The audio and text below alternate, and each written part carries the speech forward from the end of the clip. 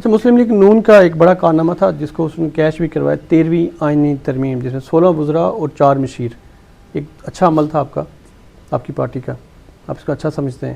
لیکن انوار الحق نے جب آپ کے اس کے خلاف آ کے ترمیم کی، آپ کی پارٹی کی جو پارلیمانی پارٹی ہے بھرپور ووٹ دیا، سپورٹ کیا، اور آج 32 کے 34. ہماری پارلیمانی پارٹی نے صرف سپورٹ نہیں کیا، یہ تو انوار الحق صاحب کے نمائندے بن کے مرکزی حکومت کے ساتھ آ کے مذاکرات کرتے رہے.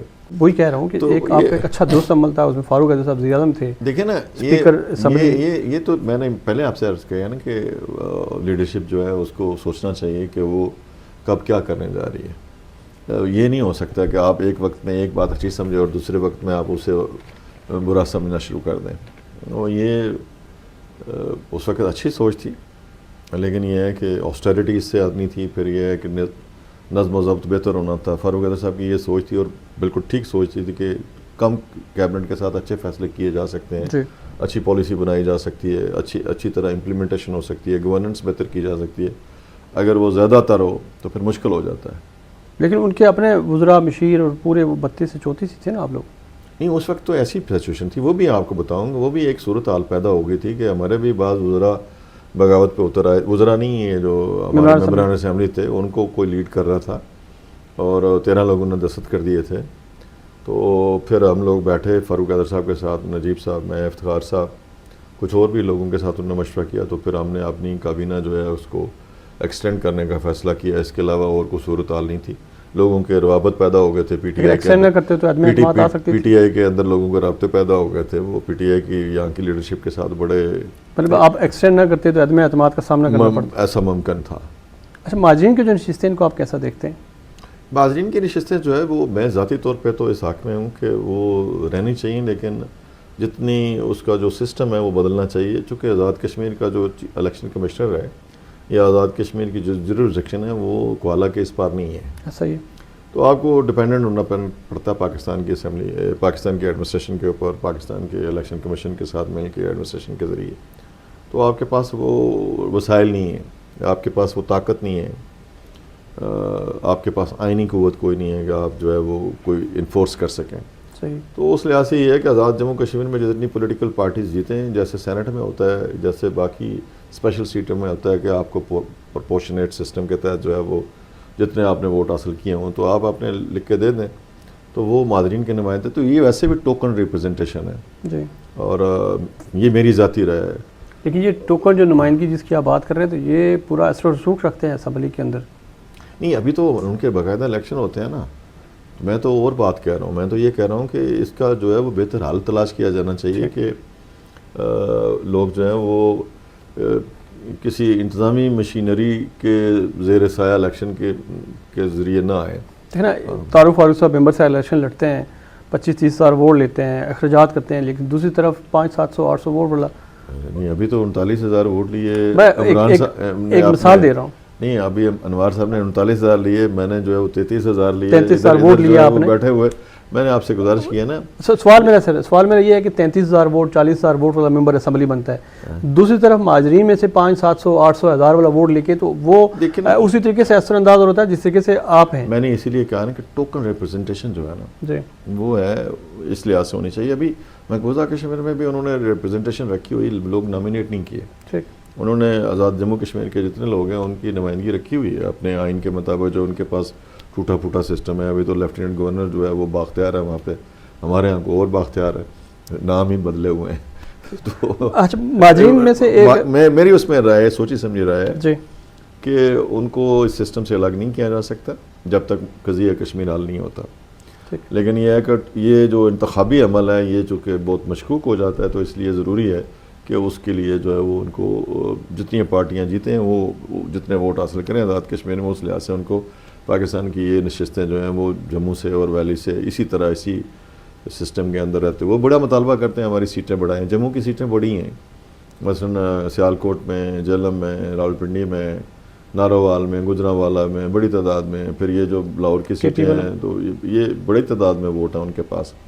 لیکن وہ ووٹوں کی جو لیگل پوزیشن ہے وہ بھی مد نظر رکھنی چاہیے. ابھی دیوان صاحب کو بارے میں بہت میڈیا بات یہ کہتا ہے کہ وہ الیکشن جیت جاتے ہیں. کس وجہ سے جیت جاتے ہیں کہ انہوں نے سارے کے سارے ووٹ اپنے ملازمین کے رجسٹر کروا کے رکھے ہوئے ہیں. جب ووٹ پڑھتے ہیں تو وہ انہیں کو پڑھتے ہیں. تو وہ رجسٹریشن کا عمل جو ہے ابھی تو لوگوں کا جو باشندہ ریاست ہے اس کا عمل جو ہے ایڈمنسٹریشن جو ہے وہ مکمل نہیں کر رہی ہے. پرائم منسٹر صاحب نے سرین خلاف ورزی کی ہے آئین کی شوکت شاہ کیس میں جی کہ سپریم کورٹ کی ڈائریکشن کے اوپر جو ہے وہ ایک ڈی سی کو مامور کیا گیا اور انہوں نے کہا اس کو پروب کیا, اس کی انویسٹیگیشن کی اور ڈکلیئر کیا اور آگے ایس ایم بی آر نے اس کے مطابق کارروائی کرنی تھی. تو ایک اور چیز ایک کیبنٹ کو استعمال کر کے لے آئے گی, وہ اس جو سپریم کورٹ کا ڈیسیژن تھا اس کی سرین خلاف ورزی تھی. ٹھیک. لیکن یہاں پہ چونکہ پوچھتا کوئی نہیں, اگر تنویر الیاس سے ہو تو اس کو نکالنا ہو تو فوراً 1 سیکنڈ لگتا ہے, ٹھیک, دھواں نکل جاتا ہے. ٹھیک ہے. اور اگر کسی کا پسندیدہ جو ہے وہ بچہ بیٹھا ہو تو آپ اس کے ساتھ لاڈ پیار کے ساتھ کھیلتے رہتے ہیں. اچھا, یہ جو مہاجرین میں آزاد کشمیر اچھی خاصی جائیداد بھی ہے. عبد الماجد خان صاحب آپ کے پاس سامنے موجود ہے مظفر آباد میں, لاکھوں نہیں, کروڑوں نہیں, اربوں نہیں, بلکہ خربوں روپے کی جائیداد. جائیداد خریدنے میں تو کوئی پابندی نہیں ہے, لیکن مہاجر تو پھر نہ ہوئے. نہیں, میں نے عرض کیا نا کہ یہ ٹیکنیکل بات ہے. وہ تو ایسی فیملی سے تعلق رکھتے ہیں جو کے پی کے میں ان کے بڑا خان قیوم صاحب کی فیملی سے, تو وہ کشمیری ہونے میں تو ان کا کوئی شک نہیں ہے. جی. لیکن آیا وہ مہاجر ہیں یہ نہیں ہے. یہ سوال عتیق صاحب اس کا مطالبہ کرتے ہیں چونکہ وہ خود 2-3 دفعہ منتخب ہو کے آئے کراچی سے. اسی طرح ہی ماجد خان نے جائیداد کیسے بنائی ہے, کس طریقے سے بنائی ہے, یہ جو ان کے فیملی ہے, میرا ان کے ساتھ بڑا تعلق رہا ہے میاں بھائی صاحب کے ساتھ, اور ان کی والدہ محترمہ جو ہے وہ بڑی بہن کی طرح تھی. ہمارا رواداری کا بڑا سلسلہ رہا ہے. ہم بہت ساری باتیں جو ہے وہ رواداری میں نہیں کر سکتے, تعلق کی وجہ سے نہیں کر سکتے. تو وہ ماحول اگرچہ متاثر ہوا ہے, بڑا ماحول جو ہے انوار صاحب کے سیٹ اپ نے اس ماحول کو بڑا شدید متاثر کیا ہے. عمران خان صاحب کی سوچ اور فکر نے بھی بڑا اس میں اہم کردار ادا کیا ہے. تو میرا جو نقطہ نظر یہی ہے کہ یہ جو چیزیں ہیں ان کو ووٹروں کو دیکھنا چاہیے اور ووٹروں کو آزاد رکھا جانا چاہیے. ووٹر جو ہے وہ ایک آزاد فضا میں آپ نے فیصلہ کرے.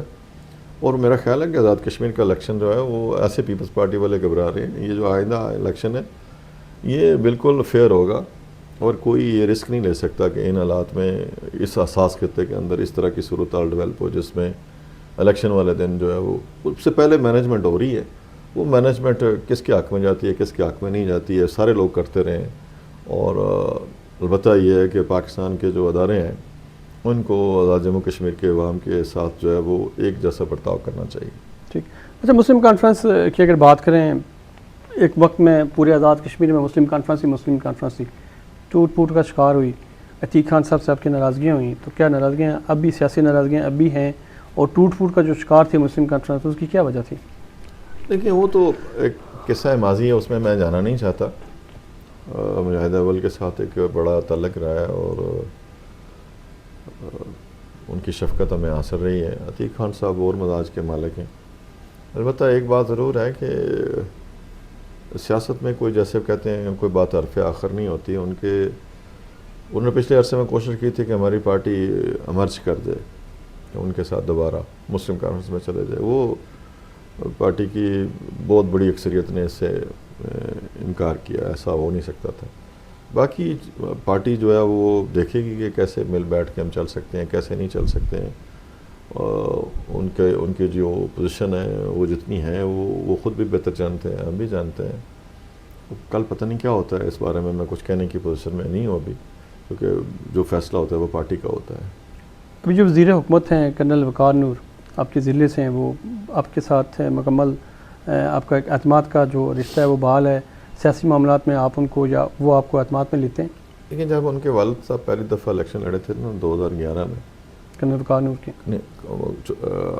کرنل عبدالغنی نور صاحب جی, تو میں نے بڑی کوشش کر کے ان کو, میرے چونکہ ان کی فیملی کے ساتھ بڑے عرصے سے تعلقات چلے رہے ہیں, میرے والد صاحب سے لے کے جنرل ضیاء الحق صاحب اور ان کی فیملی کے جتنے بڑے بزرگ گزرے ہیں ان سب کے ساتھ تعلق تھا. غنی صاحب کو بھی میں لے کے آیا. پھر اس کے بعد یہ کرن صاحب آئے, تو کرن صاحب اپنے ایک مزاج کے مالک ہیں. ان کی بڑی دوستی, گہری دوستی ہے انوار الحق صاحب کے ساتھ. وہ پتہ لگتا ہے انوار صاحب مرشد ہیں اور وہ مرید ہیں, تو وہ انہی کے فارمولے کے اوپر چل رہے ہیں. البتہ پارٹی ان کی چونکہ مسلم لیگ نون ہے, تو میں نے تو نہ چاہتے ہوئے بھی ان کا چیئرمین ضلع کونسل بنوایا, کیونکہ میری ذمہ داری تھی ویسے سیکرٹری جنرل کے کہ میں ان کے پاس ووٹ زیادہ تھے تو ہم نے ان کو ووٹ دیا. انوار صاحب نے بھی ان کو ووٹ دیے پارٹی ڈسپلن کی اپنی خلاف ورزی کرتے ہوئے. میں پارٹی ڈسپلن کا کسی جگہ مرتکب نہیں ہوا. تو البتہ یہ ہے کہ مجھے افسوس ضرور ہے کہ میں بھی باقی لوگوں کی طرح اگر ڈسپلن کی خلاف ورزی کر لیتا تو کچھ نہیں ہونا تھا. ہمارے یہاں ڈسپلن اتنا کوئی میٹر نہیں کر رہا. صحیح. میں نے خواہ مخواہ اپنے اوپر امپوز کر لیا تھا. ٹھیک. ابھی جو ہے وہ الیکشن لڑیں گے اور مجھے امید ہے کہ وہ پارٹی کی جانب سے لڑیں گے. ان کو بھی حالات کا ڈاؤٹ ہے جی پارٹی ڈاؤٹ ہے وہ پارٹی چھوڑ کے جا سکتے نہیں میرا نہیں خیال. ایز اے جنرل سیکرٹری آپ ان کو سپورٹ کریں گے؟ نہیں دیکھیں میری تو ذمہ داری ہے کہ وہ لیکن آپ کی باتوں سے لگ رہا ہے ان کی وہ ذمہ داری پوری نہیں کر رہے. نہیں وہ انہوں نے انوار الحق سے زیادہ میرے خلاف میرے کارکنوں کے خلاف انتقامی کارروائیاں کی. کیا وجہ ہے؟ آپ ایک ہی پارٹی کا حصہ ہے. نہیں وہ سمجھتے رہے ہیں نا اس عرصے میں کہ وہ شاید ان کو جو وزاداری ہے وہ تعلق داری ہے اس کا لحاظ نہیں رہا. تو مجھ سے اگر توقع رکھیں گے تو میں تو پارٹی ڈسپلن کی پابندی کروں گا. پہلے بھی کیا آئندہ بھی کروں گا. لیکن میں لوگوں کو جو ہے وہ پابند نہیں کر سکتا. اپنے کارکنوں کو پابند نہیں کر سکتا سختی سے کہ ایسا کریں ویسا کریں. اچھا ہمارے جو پرانے سیاستدان تھے اب دنیا میں نہیں ہیں، سردار عبدالقیوم صاحب کی بات کروں گا، سردار سکندر یار صاحب، سردار ابراہیم صاحب، کس کو آپ بہتر سمجھتے تھے وہ ریاست کے لیے نے بہتر کام کیا؟ دیکھیں ہر بندہ جو ہے نا ہر شخصیت جو ہے اپنے اندر ایک انجمن تھی، اپنے اندر ایک انٹلیکچوئل ان کی حیثیت رہی ہے. سردار قیوم صاحب کو اس لیے فوقیت حاصل رہی کہ وہ متحرک تھے بہت اور کمیٹڈ تھے اپنے کاز کے ساتھ. باقی لوگ جو ہے کیس خورشید صاحب اور عمر مغفور وہ بڑے دانشور تھے، بڑے سمجھدار آدمی تھے. میرا کو ان کو اتنا زیادہ وقت نہیں گزرا، میں نے ان کو دیکھا نہیں.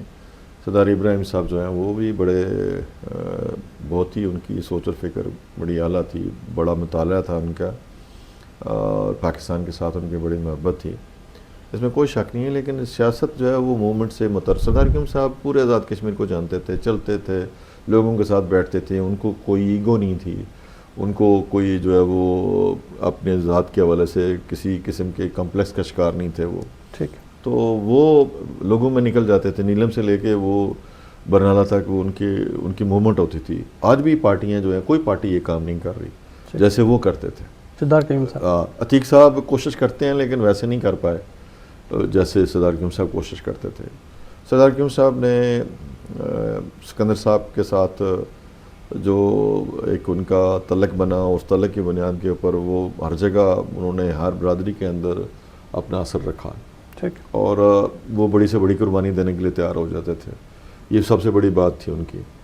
اور ان کو کوئی کسی جگہ کمی نظر نہیں آتی تھی کہ وہ کسی عہدے پہ نہیں پہنچیں گے تو ان کی شخصیت میں جو ہے وہ یا ان کی جو پوزیشن ہے وہ متاثر ہوگی یا شخصیت متاثر ہوگی. وہ سیلف میڈ آدمی تھے.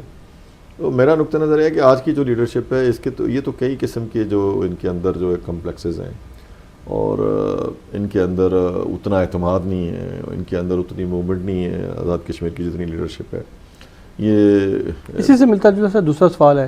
مجھے ایک جملہ کہہ لینا دیا کرے. جی جی. یہ جو ہے یہ سہاروں کے اوپر یقین رکھتے ہیں. کوئی ادھر سے لیڈرشپ ہے جتنی لیڈرشپ ہے یہ اتنا زیادہ محنت کرنے کے اوپر بلیو نہیں کرتی. میرے سمیت میں لیڈرشپ تو نہیں ہوں لیکن میں کارکن ہوں تو میں زیادہ محنت نہیں ہوتی. مطلب اس پہ اگر ہم راجہ فاروق حیدر کی بات کریں، سردار عزیز یعقوب صاحب کی بات کریں، تنویر الیاس، یہ سابق جو وزیر اعظم ہیں اس میں چودھری مجید صاحب ہیں، ابھی موجودہ چودھری انوار الحق صاحب ہیں، قیوم نیازی صاحب ہیں، ان میں سے اگر ہم کہیں کہ یہ بہتر شخص ہے تو کس کی چناؤ؟ فاروق حیدر صاحب کی جو سٹینڈنگ ہے وہ پورے آزاد جموں کشمیر میں معززین مقیم پاکستان میں اس حوالے سے زیادہ ہے. ذاتی حوالے سے ان کی شخصیت جو ہے انہوں نے امپروو کیا. اگر وہ کچھ غلطیاں نہ کرتے تو شاید غلطیاں ہوتی رہتی ہیں پالیٹکس میں. تو بعض اوقات انسان جو ہے وہ سمجھتا ہے کہ وہی طاقتور ہے. طاقت جب آ جائے تو بندہ سمجھتا ہے کہ جیسے آج کل جو ہمارے پرائم منسٹر صاحب ہیں ان کا خیال ہے کہ وہی ہیں سب کچھ. تو ثبات ایک تغیر کو ہے زمانے میں، اس کے علاوہ تو کسی کو نہیں ہے. تو وہ میری جو گزارش یہ ہے کہ یہ جو آپ نے سوال کیا میں سب کا احترام کرتا ہوں لیکن اس وقت جو میں متحرک کسی کو دیکھتا ہوں، موومنٹ کرتے دیکھتا ہوں، موومنٹ بناتے دیکھتا ہوں، نئے ایشوز پیدا کرتے دیکھتا ہوں تو تھوڑی سی جھلک مجھے دکھائی دیتی ہے سردار قیوم صاحب کی فاروق حیدر صاحب میں.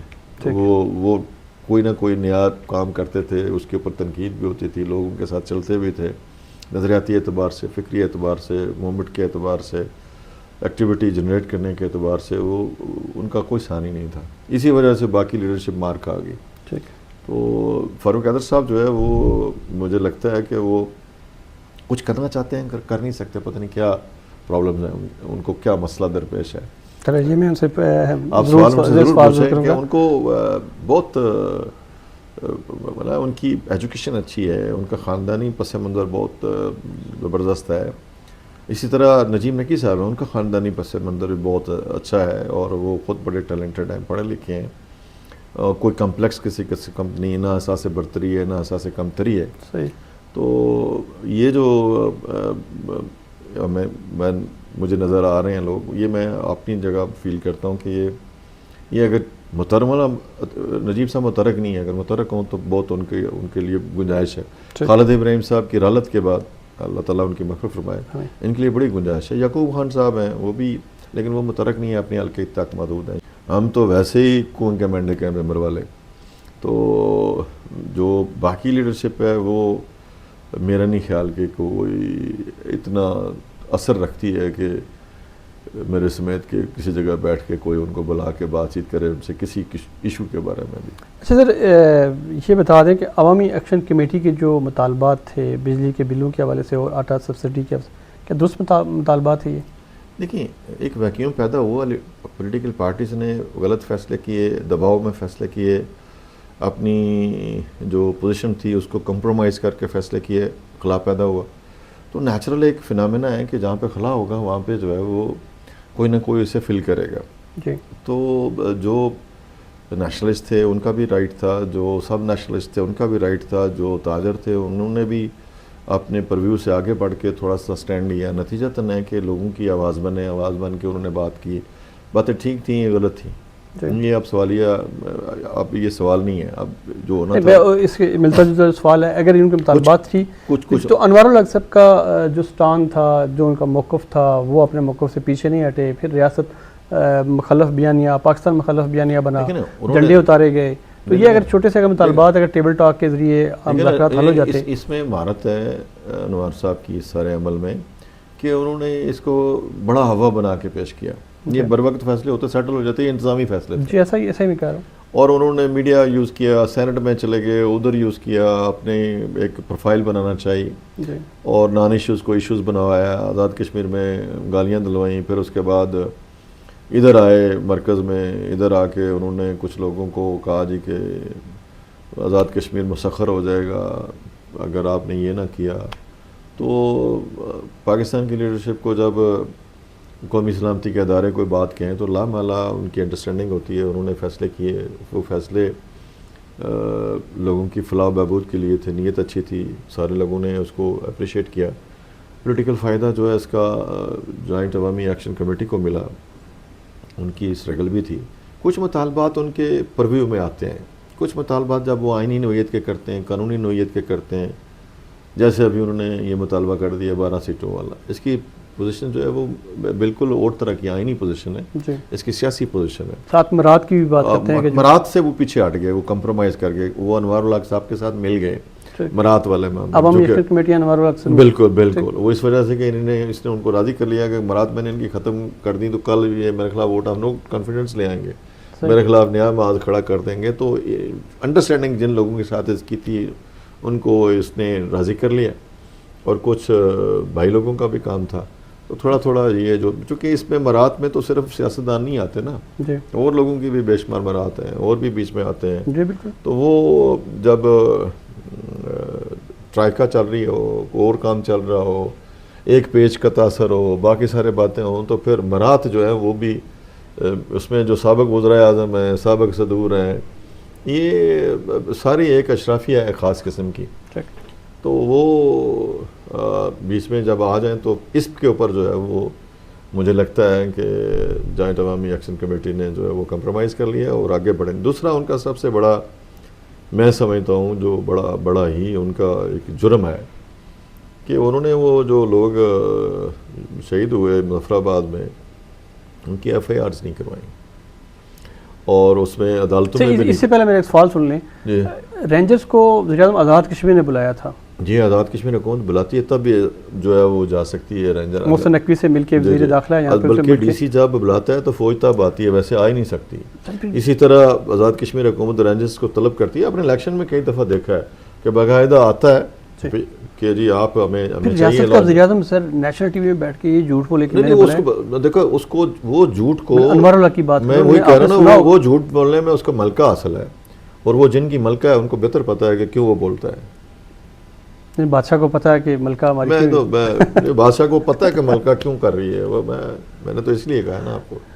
اچھا سر، آخری سوال یہ ہے کہ مسلم لیگ نون الیکشن جیتنے کے دعویٰ کر رہی ہے، باقی سیاسی جماعتیں بھی ہیں، آپ کے ساتھ بیٹھا ہوا ہوں، اگر مسلم لیگ نون الیکشن آزاد کشمیر کا جیت جاتی ہے تو پرائم منسٹر کا جو عہدہ ہے اس کی دوڑ میں آپ بھی شامل ہوں گے؟ دیکھیں میں اگر آپ الیکشن بھی جیت جاتے ہیں. دیکھیں پہلی تو بات ہے الیکشن لڑنا. میرے جیسے بندے کو پارٹی نے برداشت کیا ہوا ہے، ان کی بڑی مہربانی ہے مجھ پہ. اور میرے جیسے بندے کے بارے میں جو ہے وہ بعض چیزیں جو ہیں وہ آج کل کہنی آسان نہیں ہوتی. تو باقی لوگوں کی بڑی مہربانی ہے، وہ برداشت کرتے ہیں. ان کی وسعت قلبی ہے، وسعت نظری بھی ہے، وسعت قلبی بھی ہے. میں تو الیکشن کے لیے جانا چاہتا ہوں، اور وہ شاید میں نہ جاتا اگر میں پچھلے الیکشن میں مجھے جو ہے وہ یہ جو جس طریقے سے منظر سے ہٹایا گیا، اس میں جماعت کے لوگ بھی شامل تھے، جماعت سے باہر بھی لوگ شامل تھے. ابھی بھی جماعت کے اندر بھی لوگ جو ہیں وہ انوار صاحب کے ساتھ ملے ہوتے ہیں. سیکرٹری اسمبلی بعض لوگوں کی بڑی کمزوری ہے، اس کے ذریعے جو مینجمنٹ ہوتی ہے. اسی طرح کچھ اور میڈیا بشارت صاحب کی بات کر رہے ہیں، میں نے ذکر کر دیا ہے. اچھا، تو وہ میں نے آپ سے عرض کیا کہ بعض لوگوں کے اندر چھوٹے چھوٹے، لیکن میں کسی عہدے کا امیدوار نہیں ہوں. آپ کو یہ سن کے حیرانگی ہوگی، مشتاق صاحب سے پوچھیے گا، میں نے لکھ کے بھیجا تھا میاں صاحب کو کہ میں صدارت کے لیے نہیں اویلیبل، میں معذرت چاہتا ہوں.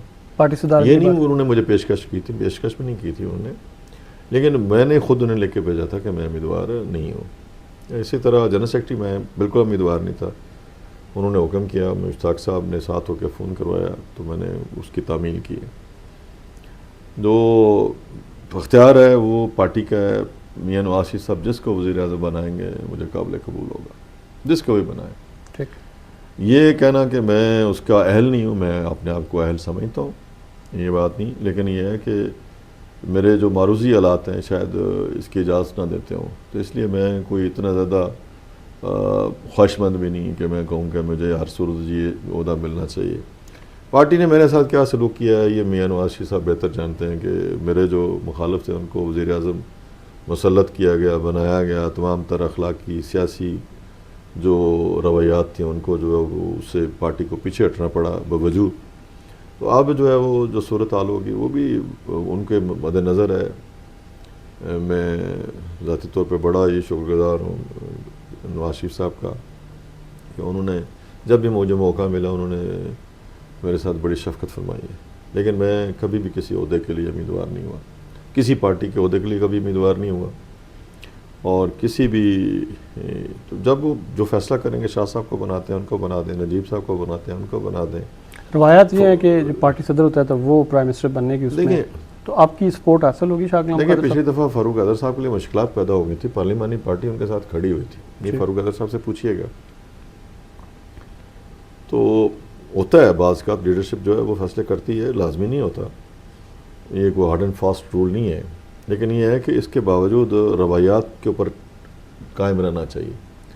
جب ایک ہٹے گا تو دوسرا آ جائے گا، دوسرا ہٹے گا تو تیسرا آ جائے گا. پیپلز پارٹی کب کی اقتدار میں آگے ہوتی ہے اگر ان کے یہاں لڑائی نہ ہوتی. بالکل ان کے یہاں لڑائی ہے تو نتیجتاً وہ بھگت رہے ہیں اور غصہ دوسرے پہ نکال رہے ہیں.